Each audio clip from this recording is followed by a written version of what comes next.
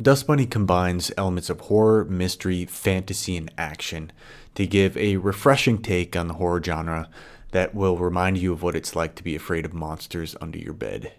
It's not a perfect film, but I was able to overlook its flaws pretty easily. Let's go over it. This movie came out in 2025. It was directed by Brian Fuller. Quick synopsis. An 8-year-old girl asks her scheming neighbor for help in killing the monster under her bed that she thinks ate her family. For me, one of the best feelings when it comes to a movie is watching a movie that I go into completely blind and it turns out to be a banger of a movie. It's why I avoid anything that might give me even the smallest spoiler for a movie that I know I'm going to watch.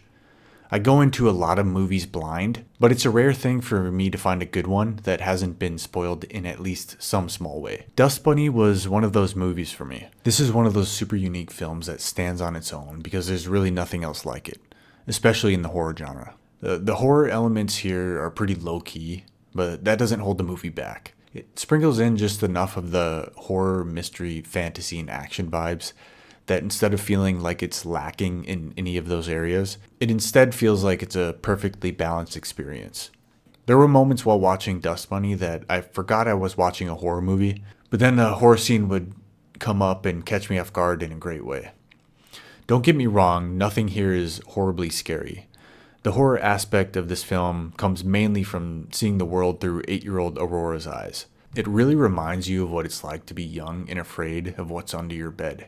Dust Bunny does this cool thing where it will change based on what character's perspective it wants us to see the world through. You'll be watching one continuous scene, and as the perspectives switch between characters, the way the scene is presented changes as well. It isn't in your face with it either. The changes are subtle enough to notice, but not take you out of the movie. I love this touch because it really felt like I was seeing the events of the movie through the character's eyes. I found myself relating to these characters that are nothing like me, a task that is normally hard for a movie to achieve. This film is extremely aesthetic. It really feels like an art piece. The color palette was vibrant and saturated, which added to the fantastical feel. The sets were intricate, full of patterns and small details for your eyes to feast on. This all made the world of Dust Bunny feel like a fantasy that you wanted to be a part of. I would even go as far as to call it psychedelic. I love the little additions to certain scenes that were seemingly only there to add visual spectacle. Think fireworks or patterns on the wall that seemed to move. The performances here were top-notch. Mads Mikkelsen and Sigourney Weaver both were amazing and had some great moments. But the real star was Sophie Sloane as Aurora. It's rare to have a young actor give such a convincing performance, but she absolutely nailed it. Now let's talk about some things I didn't like.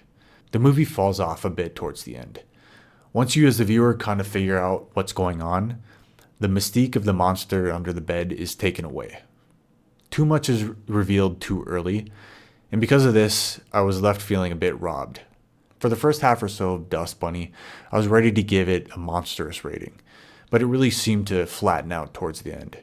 The whole dynamic of the perspective changes between the girl and the adult characters that I felt made the first half so interesting doesn't persist at the same level through the rest of the film. As Aurora gets more comfortable around the adult characters, she loses some of her innocence, which minimizes the wonderful contrast between them. Another thing that got worse towards the end of Dust Bunny was the use of CGI. It's used throughout the film, but in the beginning it's used tastefully and isn't distracting. Once you get further along, the CGI starts to feel too in your face. As you're shown more of it, it also starts to look a bit cheap.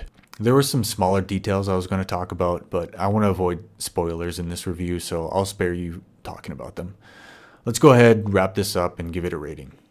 Dust Bunny is a wonderfully fun and unique horror movie that masterfully blends together multiple genres. The visuals alone make this movie worth the watch.